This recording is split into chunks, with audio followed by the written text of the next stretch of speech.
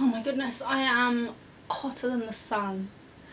It's so muggy at the moment. Anyway, hi guys, welcome back to the old channel. Today I'm going to be talking about the vegan spots to hit up in Lisbon, because I was really pleasantly surprised. Although I did some research before I went, I got quite a few messages from people saying like, oh, good luck trying to eat vegan in Lisbon, and I don't know if it's changed recently and it's easier now or if I just got lucky. I tried some of the best vegan food I've ever had. I've got a blog post to go alongside this video, so if you want to know the specific like addresses and names of all these places, because I'll probably butcher the names and the streets, so I'm just going to leave that on the blog post, so check that out if you fancy. And yeah, I really hope this helps if you're going to Lisbon. I'm so jealous because it's honestly one of the best, it's definitely in my top 3 favourite European cities I've been to. Possibly top 2. The people were lovely, obviously the weather was lovely, the architecture was amazing, it's got the beach, the water is very cold, so beware, it's freezing. And yeah, loads of good food. So let's get cracking. First off, the best place to get brunch, I think, was Heim Cafe, and this was really close to where our Airbnb was. If you are going to go there, there was always a waiting list, which is kind of like when you know you found a good one. Like there was always a waiting list of at least 3 people in front of us, and it was actually the first place we went to when we landed and we were waiting to get into our flat, and it was the last place we went to before we went to the airport. Oh my goodness, it's very Instagrammable but not gimmicky. Like I find some kind of brunch places that are Instagrammable just really gimmicky, but the food was amazing and it was presented so nicely. Avocado on toast was really good, the granola was really nice, and I just asked for it with soya yogurt. Oh, the ginger lemonade, beautiful. The only thing I would say that I've noticed in Lisbon overall, latte wise, if you're gonna go for a latte, I would say go for this obviously is a massive sweeping statement, but their oat milk, I don't know if it's a certain brand, but it tasted weird, and I tried it at a couple different places and it tasted just strange, kind of like off. So I'd recommend going for almond or soya. But yeah, they have loads of different milks for their coffees and teas there, and it's just lovely. Like it's a really nice spot. You can sit outside, you can sit inside, loads of plants. It's not too expensive as well. And another place that wasn't too expensive that's further into Lisbon, or Alfama I think it was, but again I'll leave the addresses down below, was the AO Vegan Food Project. Not the catchiest name I've ever heard for a vegan restaurant, but it's so affordable for really wholesome food. I had the lasagna, which was like a daily special, and it was mung bean and fresh pesto on top. It had loads of like different veggies and it was so nice, so filling, so hearty. It was only about €8 I think for that dish. Was it €8 or €5? It was pretty cheap either way. They've got loads of different choices. They've got like vegan burgers and things like that, but also more kind of like creative options. Highly recommend that spot as well.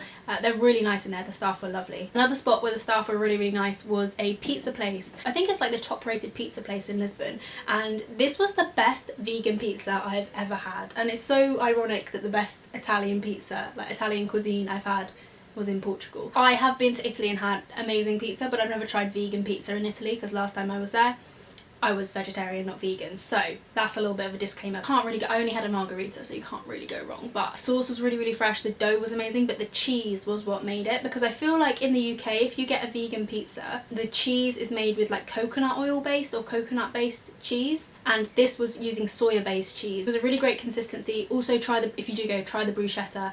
I literally could have eaten a whole loaf of bread in bruschetta, because it was so fresh and lovely, and like they import all their ingredients from Italy, and highly recommend. I know it's not typical Portuguese cuisine, but it was still really good. And they also have mojitos, but like different flavours each day. Like we went, it was a blackberry mojito, lovely, and the couple like next to us were, they came the night before as well, and they'd come again. They were tourists as well, and they'd come again because the food was so good. So yeah, highly recommend that if you're in the mood for pizza and you're in Lisbon. Check it out. Okay, as well as the best pizza I've ever tried, I also had the best ice cream. There's this place called, I've got it up here, Gelados Fragoletto, Rua de Prata, 61, Lisboa. How's that for an accent? Again, the staff were so nice. I'm going to stop saying that because literally we didn't have one bad, like we didn't have any bad service at all. Our host at the Airbnb was so nice. We got Uber a couple of times. Uber is so cheap if you're going there. Beware, because Uber is so cheap and there's so many hills. Like it's a very hilly city that sometimes you'll be like, can I be bothered to walk home? No, let's get an Uber. It's only like €2. And then you realise that you spent like €60 on Uber overall, just warning you. But yeah, the Uber drivers are so nice as well. Just the way they talk about the city is so just charming. Again, a sweeping statement, I haven't met every Uber driver in Lisbon, but the way they were just like giving us recommendations and talking about the city, very proud of where they come from and where they live, or where they work. Not all, some of them were from Cascais. Anyway, getting off topic, this ice cream place was incredible. They have probably about like 35 flavours overall. About 10 of them are vegan, and then they have different flavours each day that are vegan, like written up on the board. So I had cashew, pistachio, strawberry. We went there a couple of times because the flavours were amazing. Like even the most simple, straight up, just like a strawberry ice cream or a chocolate ice cream, had so much depth to it. They do vegan cones as well, or you can get it in a tub, but a bit more eco-friendly to get it in a cone because then you can eat it and there's less waste. What I also liked about that place is it was genuine like ice cream. It was gelato. It wasn't, because sometimes when you go on like vegan options on Google Maps, or if you type in vegan options ice cream on Google, it will come up with places that do have vegan options, and then you get there and the vegan options are sorbet. And I like sorbet, don't get me wrong, I do like sorbet, but when you're expecting ice cream and you get served sorbet, it's just not, it's not the same. Like those are two different things. I know they're in the same arena, they're both frozen. To me, those are two different things, and when you're expecting ice cream and you get sorbet, it's not what you want. It's just a little bit disappointing. So yeah, I love that it was genuine ice cream, like really creamy, really rich. Amazing. Try the cashew if you're going, try the cashew, it was so good. I thought I'd recommend a couple of places to get drinks because I've got a few other food places to talk about, but they weren't that great, not gonna lie. I wasn't a big fan. A really nice place, Topo, we actually had food there as well, and it was on top of a hotel. It's like a rooftop bar, this place, Topo. The food, it was okay, it wasn't like amazing. I wouldn't recommend going to eat there, but definitely get a mojito there because we had the best mojitos we had there. I think they do a sweeter version or a more kind of like bitter version. We had the sweeter version, but it was so fresh, and I love mojitos anyway. Literally I drank so many when we were away because they're so refreshing. But yes, check out that bar. Also, we didn't actually go to Park Bar. Got so many recommendations to go. It's basically like a not a speakeasy, but it's disguised as a car park, but the top level is a bar. It's like a rooftop bar. I'm guessing it's a bit like Frank's in London, is that what that's called? Like Peckham Levels, but top.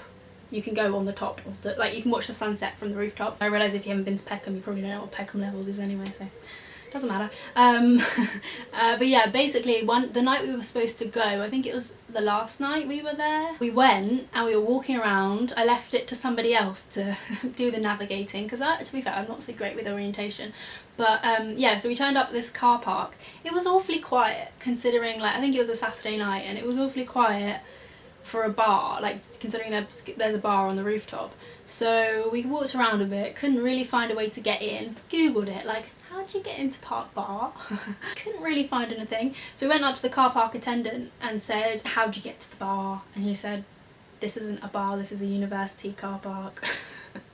So not by my fault, but we had gone to just a random car park that had a park nearby. Park Bar. I don't know, I wasn't in charge of the navigation, like I say. I can't vouch for whether that's any good or not, but apparently it is. Just make sure you're headed to the right place when you put it in Google Maps. And the last two places I wanted to mention, I wasn't a huge fan of, but they did do vegan options and non-vegan options, so if you're going with somebody who's not vegan, you might want to check these places out, but I wasn't a huge fan. But the staff again were lovely. So the first place is a Mexican, for Mexican food. It's called Pistola y Corazon de Cuera. I don't know how you say it, but it was nice, like nice interior, lovely staff. Like he catered for me and did different kind of like vegan tacos all together, but they were soft tacos. Flavors of the inside was gross, and I didn't like the soft tacos. They weren't like wraps, like tortillas. They were weird, like corn. I wasn't a fan. They were kind of thick and spongy, and the insides were very bland. I think probably the cheese that's supposed to come with it probably makes the dish, but they didn't have a replacement for the cheese. They literally just took that out, so it was a bit bland. And also we went for the frozen margaritas because apparently they're amazing, and their frozen margarita machine was broken. It was a bit of a letdown. I wouldn't necessarily recommend going there, but again, the staff were so nice, could not have been nicer. It was a nice atmosphere, just the food was not worth the money in my opinion. And then the other place, it's called Gourmet Burger. They do like these open burgers but no bread. So like where the bread is burger, if that makes sense. It's like the opposite, but there's no bread. Have I said there's no bread? Because there's no bread. And it was weird because when we were reading the menu, it was like you can choose for it to come with 2 of salad or fries or rice. We were thinking like, why would you have rice with a burger? But it's because you just have the inside of the burger and you have it with some carbs, you know. The salad was lovely, I love that salad dressing, but the actual burger, I had this kind of lentil one, it was really bland again. And also they say they do homemade ketchup, which was music to my ears because I love authentic ketchup, like really, really rich, dark tomatoey ketchup. I'm a big ketchup fan. But it wasn't ketchup, it was salsa. They didn't do ketchup, they did salsa. So usually when something's really bland, like if a burger's really bland, I'll just cover it in ketchup and it will taste fine. But and it was nice salsa, it was okay, but it was like a sweet salsa. That's not ketchup. It didn't have that vinegary saltiness, so this is too much in depth, I feel like, for you to pique your interest. Oh, wait, one more thing, one more place I forgot to mention. Vegan Pastel de Nathas, which are like those little custard tarts. We found a vegan bakery that sold them, and they also did gluten-free ones, and they did special ones for like diabetics as well. Like it catered to all dietary requirements. Also my boyfriend, we went to Belém, which I think is where Pastel de Nata originated, or like there's one cafe that sells like the authentic pastel de nata, and they've been going for ages, and he bought some from there and obviously tried a vegan one as well, and he said the vegan one was better than that. So yeah, that's a good sign when the non-vegan likes the vegan option more. It's got to be pretty good. I didn't love it, like I'm glad I tried it, but I wouldn't like order it again. I mean, it was fine, I get that it's like a local delicacy, but it just wasn't really to my taste. But I'm so glad that I tried one, and I'm so glad that there was a vegan option for me to try. I feel like, oh god, it's amazing how travelling around Europe sometimes, I mean obviously Lisbon is quite West Europe, but like Eastern Europe and sometimes Central Europe, in my experience as a tourist, obviously if you're local you probably know the places to go to, but I found this quite difficult when you're in a group or when you're travelling with someone else to find vegan options when that someone else is not vegan and you're trying to cater to all these needs. Whereas now I feel like it's becoming easier, and yeah, I really hope this video helps you if you are going to Lisbon. And if you're Portuguese or if you just live in Lisbon and you've got any vegan recommendations, then please do let me know. Hit me up, hit everybody else up, let's help vegans around the world to find places that cater to their needs. And thanks so much for watching. If you want to see some more vegan and cruelty free stuff and things, then please do subscribe. And I'll hopefully see you in my next one.